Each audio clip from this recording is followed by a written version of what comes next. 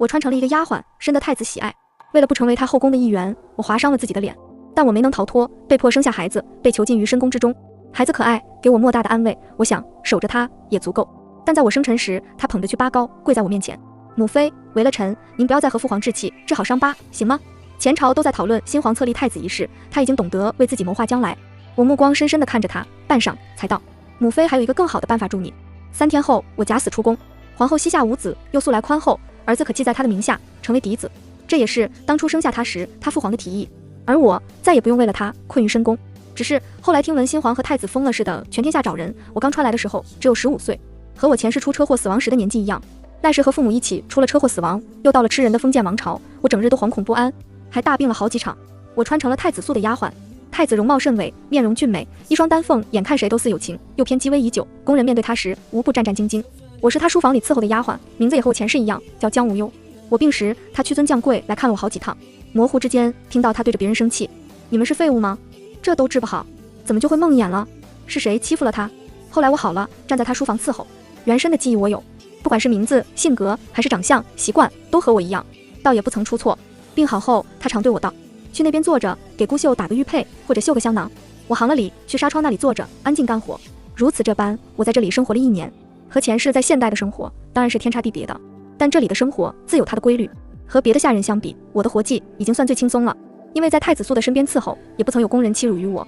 小姐妹之间都是惺惺相惜的苦命人，多是互相照顾。宫里有规定，只要到了25岁便可出宫去。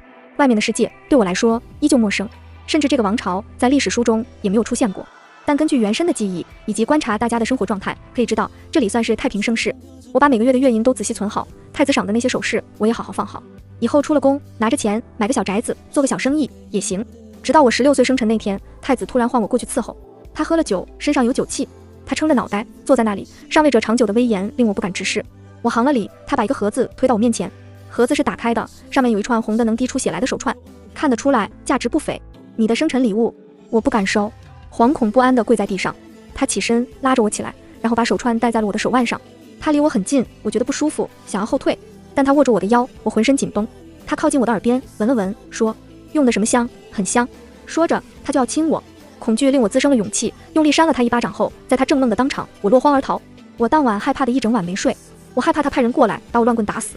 这个时代人命就是草芥，我也害怕他过来非要对我行不轨之事，一时又有些后悔。和清白相比，显然性命更重要。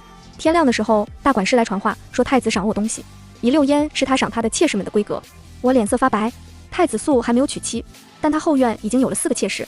前世偷偷看小说时，里面的男主总是冰清玉洁，除了女主不会和其他人发生关系，但现实显然不是。虽然太子素没有纵情酒色，但1个月总是要去几次后院的。想到我可能成为那些妾室，一辈子待在一个院落，翘首以盼着一个男人的宠幸，我就觉得前途无望。当日他依旧来了书房，好似昨日的事未曾发生，只是他很自然地拉着我的手，温声问道：今日累不累？我立刻抽回了手，背在身后。我低着头，看不清他的神色，沉默了一下，他继续道：姑知道你还不习惯，姑给你时间，以后跟着姑会照顾你一辈子。我下定决心，扑通一声跪在地上，求主子收回成命，奴婢蒲柳之姿，才疏学浅，不配伺候您，奴婢只想到了年纪能够出宫了此一生。他坐在了椅子上，没有说话，也没有叫我起来。他处理了一下午的政务，我就跪在那里一下午，直到天色将晚，他起身离开，大管事才过来叫我，看我是欲言又止，怒气不争。第2日，我被分配去洗衣裳，从早上洗到晚上，手已经泡肿生疮。过了几日，我终于累得病倒了，气若游丝地躺在床上。好在我还是有一间自己的屋子。睡得迷迷糊糊时，有人灌我汤药，我看着他的面目从模糊到清醒，是太子。他细细为我擦拭嘴角的水渍，依旧是一片面容平静。离开姑的身边，日子可不好过，后悔了吗？说罢，他又在我的伤口处细细涂上膏药。外面的日子，你以为你这副样子出去不是待宰的羔羊？你见过名贵的牡丹开在杂乱的街头巷尾？这我懂。身边有些姿色的姐妹也会被那些心思龌龊的太监惦记，我没有被惦记，恐怕也是因为太子。我陷入了深深的绝望之中，不能再这么消耗自己的体力，也不能再这么作践自己的身体，不然我会死。我声音轻柔道：殿下，可否等奴婢18岁？奴婢现在还小。他的脸上流露出笑意：16岁可不小，有些姑娘都可以做娘了。他用手摸摸我的脸道：那就等你到17岁，你这弱柳扶风的样子，姑看着也心疼。我又回到了书房伺候，我每顿吃2碗饭，吃很多肉。刚开始我吃不下，强迫自己吃，反而吐了。后来慢慢的，我能从半碗饭增加到1碗，又1碗半到2碗。我吃很多牛肉和鱼肉，下人是没有这些东西吃的。但太子现在显然是把我当妾室养，他在书房这边的墨香阁给我开了小灶，不仅让我住在这里，也让人在这里给我单独做吃食。我的目标很简单，一定要把身体养好，锻炼自己的体能和肌肉，找机会逃跑。我之前已经打听到如何在城中买宅子，买了宅子后，只要买够粮食米面，在院子里待个10天半个月不是问题。有次我在厨房专心吃饭，太子居然过来了。他扫了眼饭桌，笑着道：“你这是要把我给吃空？”我有点不好意思。他摸摸我的脑袋，笑着道：“多吃点好。”有时候我也庆幸他长得好看，所以没有那么恶心。但一想到他和别的女人在一起过，我就觉得想要把他摸过的每一寸皮肤都洗100遍。自从那晚之后，他就会经常拉我的手，摸我的脸，有时候还会抱着我，好像2个人在谈恋爱。我每次都浑身僵硬，但也不敢再打他。这样过了不久后，有天我正在院子里跑步增加体力时，被太子的一个妾室魏良人扇了2巴掌。他说我狐媚惑主，尊卑不分，这是教训。他准备再打我，被大管事带人拦了下来。魏良人和别人不同，他娘家在朝中有官职，兄长也在军中立了功，所以即使在太子的宫中，也有任性的资本。院落重归平静，我呆呆看着冬日冰冷的日光，一边流眼泪，一边跑步运动。我的身体底子不好，没有时间给我悲春伤秋。没过几天，魏良人便落水身亡了。死一个人真的很简单。太子的另外3个妾室也被他送进了寺庙。他对外的说法是，他们3个和魏良人感情深厚，不忍心再见了，想起故人。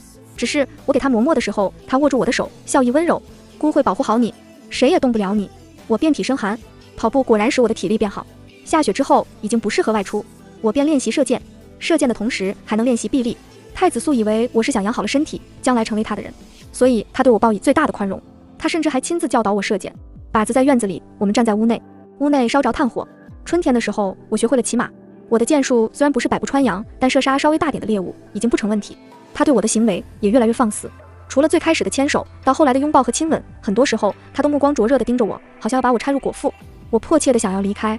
我托人买了一个新的身份牌，进出城门需要这种牌子，又把金银首饰收拾好。逃跑那天是我第3次出皇宫，我是躲在了运送公桶出宫的马车下面。正值夏日，我长久的锻炼起了作用。看着宫门紧紧闭上，我悬着的心刚刚放下，却又见宫门打开，数十只铁骑飞奔而来。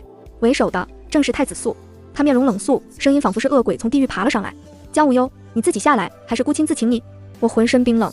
马车停了，所有人都跪在地上，战战兢兢。侍卫把马车团团围住。我从马车底掉到地上，慢慢爬了出来。我跪在地上，不敢说话。他捏住我的下巴，强迫我看他，眼神冰冷。我是不是对你太好了？我感受到他的压迫力，不敢说话，手指已经止不住的发颤。我被太子提上了马，带回了东宫。侍女驾着我去沐浴更衣。我被带到了太子的寝宫，门被推开又关上，发出的细微声音吓了我一跳。我估摸着人走了，就去试门能不能被打开，结果开不了。房里没人，天色尚未大明。我不知道我的计划哪里出了错。我知道每天很早，工人就会把脏水运出宫外。半夜即使有守卫巡逻，只要我小心熟悉地形，那我被抓住的可能性就不大。只要我在早上天不亮离开了皇宫，再去买一身男装及配件，装作外来人，拿着买的身份牌，买一间小宅子，躲上2个月，再伺机南下，便可天衣无缝。时间也是足够的，因为我睡觉前已经和相熟的丫鬟说了，今日有些头疼，明日等太子下朝了再起床伺候，就没人发现我消失了几个时辰。我在碧纱窗那里合衣躺下，太子只把我扔下马，说要把我关起来，是大管事把我关在这里。焦虑和恐惧令我不能入眠，但除了睡觉养足精神，我又没有别的事情可以做。下午的时候，大管事亲自端来了饭菜，他笑得还是如往常那般和煦。无忧啊，你也是宫里的老人了，怎么还看不透这里的门道？跟着主子，咱们吃香喝辣，主子高兴了，咱们就好过。你想想，多少人削尖了脑袋，想要得到咱们太子殿下的青睐，太子殿下独独最宠你，天大的福气啊！我心里害怕到了极点，大管事是唯一一个我能求助的人。我哀求道：大管事，您帮帮奴婢，奴婢真的不想伺候太子，奴婢只想老实当差，您让奴婢去洗衣服、洗公桶都可以，成吗？大管事眉毛都不动一下。无忧啊，你知道你这个样貌在宫里多少人惦记，不是太子也是别人，谁让咱们是奴婢呢？你要是公主，你还可能去和亲，更何况咱家告诉你啊，你乖乖听话，将来贵不可言。他顿了顿，又道：就算你真不想待在这儿，他靠近我一些，小声道：傻姑娘，也不是太子正在兴头上时，你离开呀，你这不是火上浇油吗？我还是强行吃了2碗饭。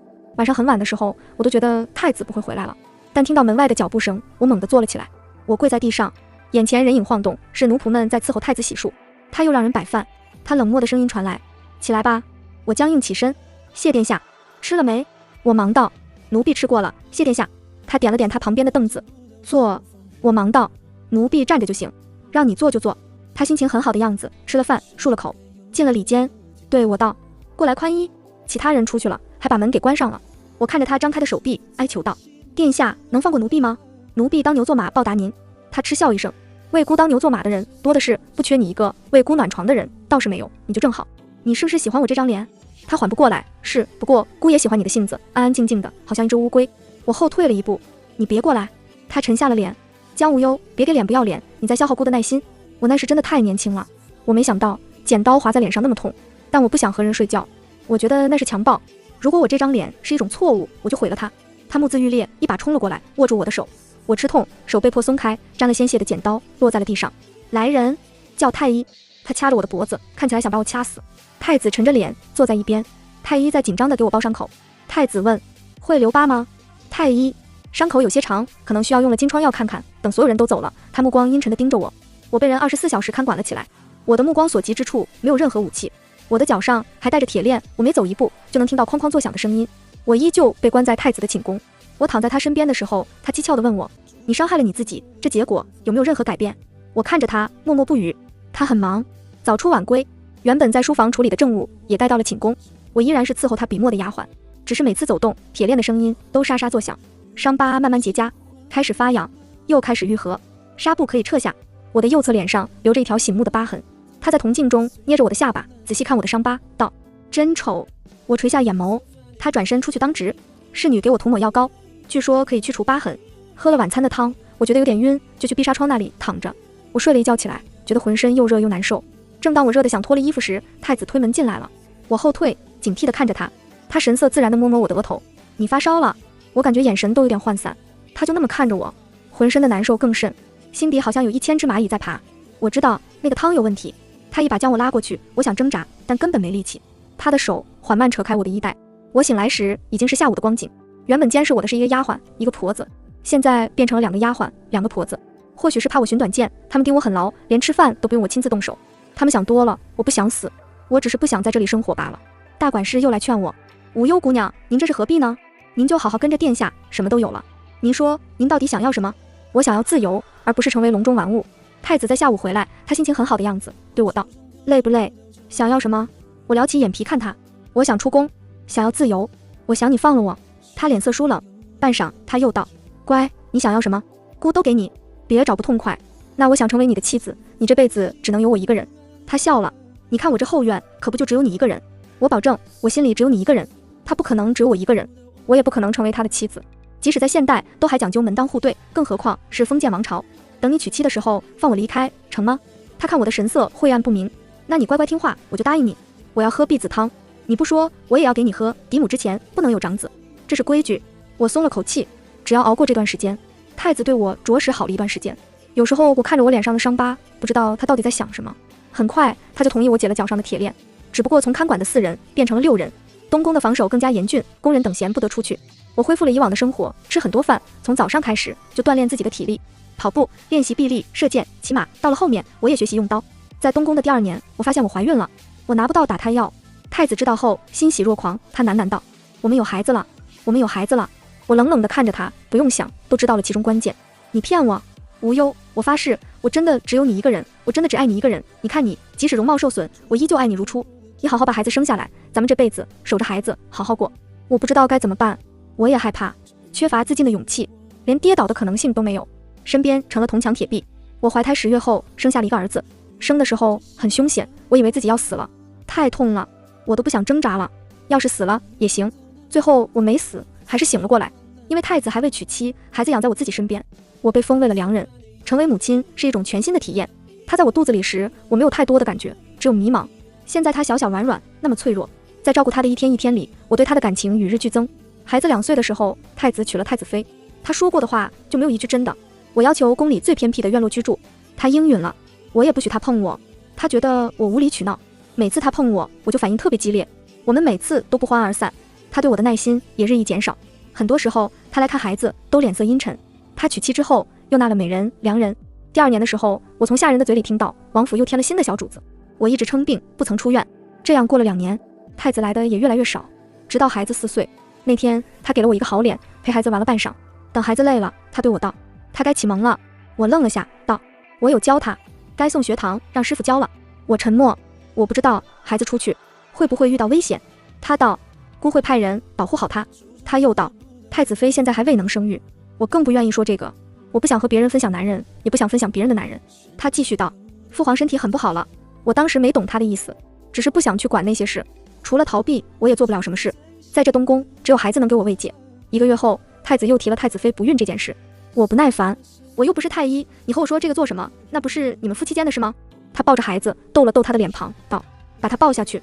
等孩子不在跟前了，他才道，如果把灵儿过继到太子妃名下，他就是嫡长子，将来等我登基，就会立刻册封他为太子。我把一个茶杯摔到了他的脸上，他毁了我的半生，现在又来抢走我的孩子。那之后，他再也没踏足过我的院子。孩子去学堂启蒙，是大管事来通知我的。好在孩子身边跟着2个小厮、2个婆子、2个丫鬟，我每天送他出门，再接他回来。有天，他问我，母妃，父王还有其他儿子女儿？那我之前怎么不能见到他们？其他同窗说我应该要拜见嫡母，我只能一一作答，要他保持警惕。有时候他眉飞色舞的回来，有时候他垂头丧气的回来。他很聪明，很多东西教他一遍他就懂。要是不高兴了，肯定是和同学发生了嘴角。他6岁的时候打架回来，脸上被抓出了一道血印子。小厮说是王美人的儿子，也是2皇子，和他打了架。对了，太子早就登基了，我被封为了良人。我问灵儿为什么打架，他闷声闷气说，那个讨厌鬼，他说他的娘受宠，以后他被封为了太子，就把我们都给杀了。他问我，娘，为什么父皇最近不来看我了？我看着他目光里的害怕和无助，不知道该说什么。说什么呢？说你的父皇和母妃不和，所以你也分不到恩宠。其他孩子有他们母妃为他们谋划，还有外家的势力，所以孩子，你被封为太子的可能性真的很低。我正在沉思时，有人吵吵嚷嚷的进来了。这不是我第一次见王美人，我还未行礼，他冲上来就要给我一巴掌。我握住了他的手，先给了他2巴掌。大管事急忙带着人拉开了我们。我看到2皇子，他哭得厉害，脸上的伤也更多。灵儿比他大2岁，他怎么能是对手？王美人叫嚣要惩罚我和灵儿。大管事好声好气劝着。王美人怒道，你们这群狗奴才，皇上多久没来这里了？你们还以为他受宠呢？大管事成了我宫里的大管事，他一直劝我对皇帝服软，这样我们的日子才能好过。怎么服软呢？去讨好他，我不想。王美人最后恨恨离开，这事不了了之。这样的小打小闹时常发生。灵儿学会了央求我去见他父皇，他的理由很充分，写了一篇文章要给父皇看，得到了一个好东西要给父皇。或者他就抱着我天真的说，母妃，儿臣就是想父皇了。到了后来，他劝我，母妃，您为什么不给父皇做一些糕点送去呢？父皇政务劳累，或许饿了。我看着他很是不舍。我不怪他，他是环境的产物，他想为自己争取更多，站在他的角度，他没有错。还有那种死亡威胁，那种你不往上走就要被人踩在脚下的无奈和屈辱，他不想承受，我能理解。他和我不同，他是皇帝的儿子，他有机会攀上那个位置，他也有权利拥有野心。所以我说好啊，我被封为了夫人，夫人是皇后之下的嫔妃。灵儿比我高兴，她说她看到2皇子脸上吃瘪，心里就高兴，因为她终于没有第2皇子一等了。看着他眉飞色舞的样子，我觉得或许是我跪习惯了，居然能忍受低人一等。可是欲望开始变大，争夺就无边无尽。皇上来我这里夜宿，我不想，但我不得不忍耐。有时候我不知道我活着的意义是什么。我当初划伤了自己脸，也不想死，可是我现在不知道活着有什么好的。我生辰那天，灵儿送我一盒祛疤膏药，她眼睛亮晶晶的。母妃，您的伤疤去了，就是宫里最美的人，父皇一定更喜欢你。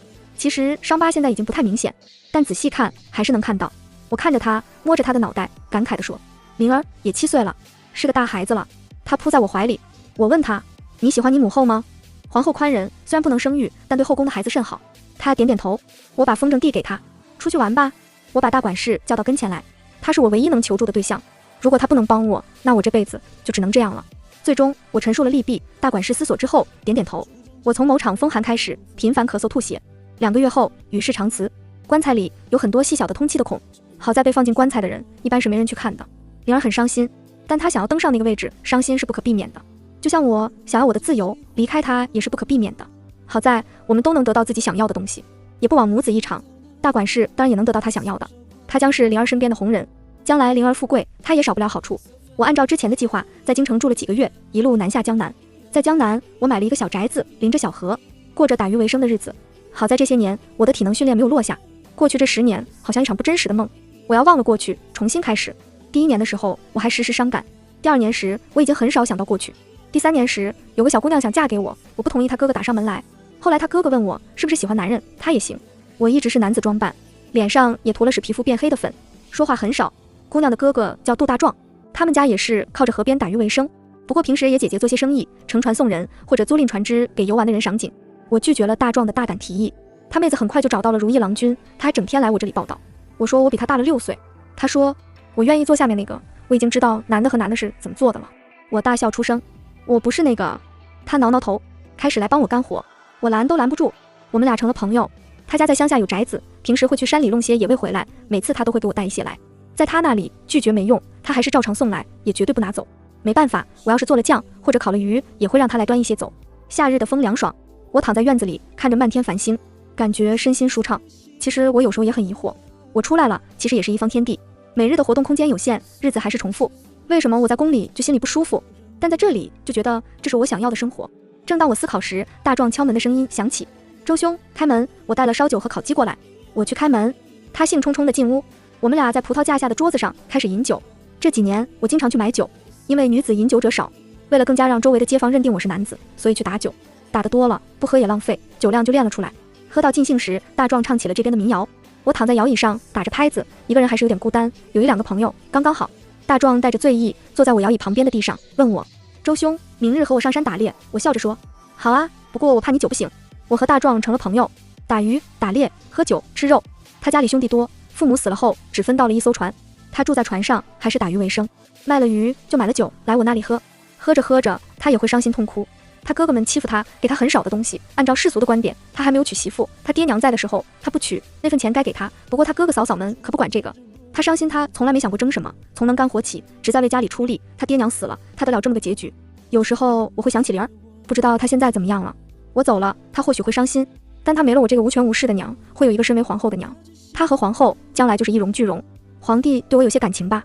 这些年虽然我们不甚愉快，但他在我身上付出了那么多时间和耐心，他一定不甘心没有收回本。他的执着就会成为他对我的余情，也会对玲儿好一些。反正我在他眼里是死了，又不是跑了。想到皇帝的时候，也还是有点伤心。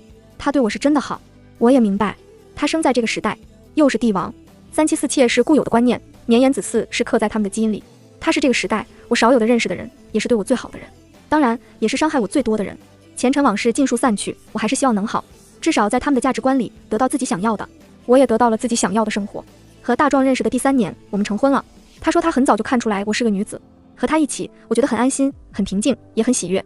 我们在河边开了一家以卖河鲜为主的铺子，每天卖完了当日的河鲜就收工。我们俩都是打鱼的好手，我烹饪厨艺好，他做店小二手脚麻利，我们生意一直挺好。我们成婚的第2年生了个女儿，我不想再生，他也同意，说将来给女儿买个相公。女儿5岁时，饭馆里来了2位陌生的客人，大壮热情地招呼客人。他进厨房端菜时对我道，那2位客人看着很尊贵。我匆匆瞥了一眼，只看到一位面如冠玉的挺拔少年，而女儿已经坐在了他的腿上。大壮看了一眼，吓得魂飞魄散。大壮急忙出去要抱女儿离开，结果女儿抓住对方的衣服不愿意松开，还大言不惭道，爹，我要他，你把他给我买回来做相公，我不走。大壮拿女儿最没办法，我赶紧出去，结果一看到那2人，我愣在了当场，是灵儿和皇帝。女儿看到我扑过来抱住我的腿，娘，咱们把小哥哥买回家吗？你的钱够不够？我把我的压岁钱也拿出来，行吗？我把它藏在身后，镇定地道，不好意思，客官打扰了。灵儿猛地站了起来，她长得比我高了很多，她眼眶发红，声音颤抖，母妃，您不要沉了吗？我背过身去擦眼泪，她的声音带着哭腔，儿臣知错了，母妃，您回来吧，儿臣再也不会让您做不想做的事了。女儿看我哭了，也急了，哭着道，娘，您不生气了，我再也不买它了。呜呜，女儿转头又推灵儿，你走，我不买你了，你走，你是坏蛋，惹娘伤心了。我忙按住女儿。大壮紧紧站在我身边，警惕地看着灵儿和皇上。皇上苍老了很多，他鬓边还有白发。我擦了擦眼泪，对大壮道，今天先不做生意了，你做几盘菜招待客人，我和他们说说话。我把他们带到楼上，窗户打开，和风习习而入。女儿紧紧贴着我，灵儿呆呆地看着他。坐吧，我给他们倒茶。灵儿坐下，急切道，母妃，您为什么要离开我们？为什么要骗我们？我仔细打量他，问道，这些年过得如何了？皇后待你好吗？她和她父皇很像，依旧俊美无双，想来是过得不错。灵儿低声道，您是为了给我铺路吗？说着，她看了一眼父皇，您走后，父皇把我接到身边教养了，没让我去母后膝下。母后如今身体不好，太医也没办法。我点点头，对皇上道，多谢皇上。他苦涩一笑，灵儿是我们的骨肉，我当然会对她好。我看着灵儿，握住她的手，她期待地看着我。我开口，儿子，是我这个做娘的对不起你，但娘没办法和你回宫，也没办法达成你的心愿。这是你妹妹，她叫安安。安安窝在我怀里，立刻要把灵儿的手打开。不要，娘是我一个人的。我捂住了她的嘴，她更委屈。娘是我一个人的，呜呜。我抱歉地笑笑。大壮带着帮工的小二把饭菜端上来，把女儿抱了下去。母妃，为什么要在这里生活？又累又辛苦，谁都可以对你们呼来喝去，在宫里养尊处优，尊贵无比。还有我和父皇，宫里到底哪里不好？他看起来还是很不解。皇帝看着我，我看了他们一眼，盯着桌上的茶水，道，这茶叶还是我和安安还有安安他爹一起去乡下的茶园采的。我们也在乡下买了几亩地，还有一个庄子。春天的时候可以摘茶，安安喜欢在飘落的梨花树下转圈圈。他还养了只小黄狗，很宝贝。夏天的时候我们会去山里打猎，我射箭很准，山里有一个碧绿的水池，我们也会在里面泡水。秋天的时候可以吃很多水果，冬天的时候我们不怎么出门，就在屋里做些好吃的。我们在镇上的时候卖完了河鲜就关门，可以去逛逛街，可以去河里摘莲蓬。当然教安安学字也是个大工程，他没你聪明，又不是很有耐心。皇上，灵儿，你们无法理解我想要的生活，就像我无法融入你们的世界。我叹了口气，我不想去争权夺利，也不想为了讨好别人无限度的折磨自己，也不想守着宫墙过一辈子。在这里我靠自己的劳动生活，为一日三餐忙碌，很平淡也很真实。皇帝涩然道，是因为我无法娶你为妻吗？我看着他，或许是的，如果他真的能只有我一个人，我或许会为了灵儿甘愿一辈子在宫里，但也幸好他没有这样，所以才令我有勇气扩展了自己的人生。现在的生活就是我想要的生活。如果我愿意遣散后宫，你能回来吗？我笑了，笑的眼泪都流出来了。你当年都无法做到，更何况现在那些孩子不是你的骨肉吗？那些妃嫔，尤其是皇后，你忍心辜负他们吗？他们做错了什么？他不是当年那个唯我独尊的帝王了，现在只会考虑的更多。我叹息一声，每个人都有自己的责任要承担。我生了灵儿，我要负责对她的教养和照顾。你是皇帝，要负责天下，还有你的后宫。我握住灵儿的手，儿子，母妃也有自己想要的人生，你已经能过得很好，你父皇会护着你，你母后也是宅心仁厚之人，母妃真的不能和你回去。可是，灵儿不甘道，我们找了你很久。父皇发现你的棺材是空的，就一直在找你。我蹙眉，他怎么打开我的棺材呀？要是我真死了，那岂不是死不瞑目？灵儿道，因为父皇得到了一口水晶棺，想把你放里面才打开的。我摸摸他的脸，你长得这样好，我很高兴，跟着你父皇做个好皇帝，我知道你会的，是不是？他郑重地点点头。他流着皇室的血脉，怎么会没有野心呢？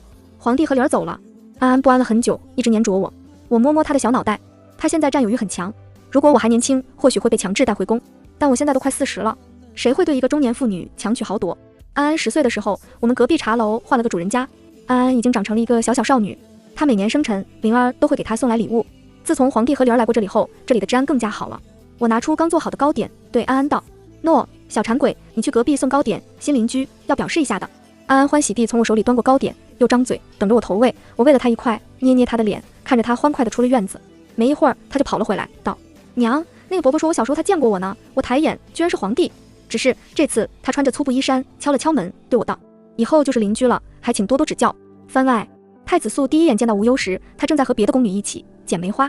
他那时才13岁吧，没长开，但看着就很美。他调他去书房干活，他很安静，是不喜欢说话的那种。安静也好，他很忙。时间转眼就到了他长大，他开始躲着他。他从来没想过有人会拒绝他。他愈发长大，愈发动人。他就是起了色心。可是在他一天天的色心中，他对他越来越上心。他付出的太多，岂能甘心没有收获？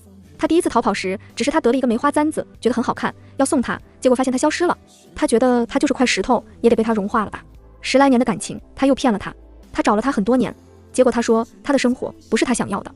他好像从来没有那么认真的听他说过话，他醒悟的太迟了。